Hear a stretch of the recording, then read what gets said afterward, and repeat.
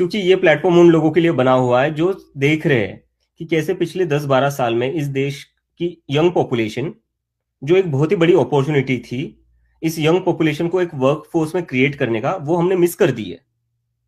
मैं यहाँ अभी यूएसए में रहता हूँ, पिछले 2 साल से मैं देख रहा हूँ यहाँ पर डिस्कशन हो रहा है यूएस कैसे एआई इंडस्ट्री को डोमिनेट कर सकता है, यूएस कैसे सेमीकंडक्टर इंडस्ट्री को डोमिनेट कर सकता है, यूएस कैसे 100% क्लीन एनर्जी पर चल सकता है। हमारे यहाँ पिछले 10-12 साल से क्या डिस्कशन हो रही है? हिंदू मुसलमान किया जा रहा है, गाय गोबर की पॉलिटिक्स हो रही है। उससे कौन से युवा का भला हो रहा है यार? किसको क्या मिल रहा है उससे?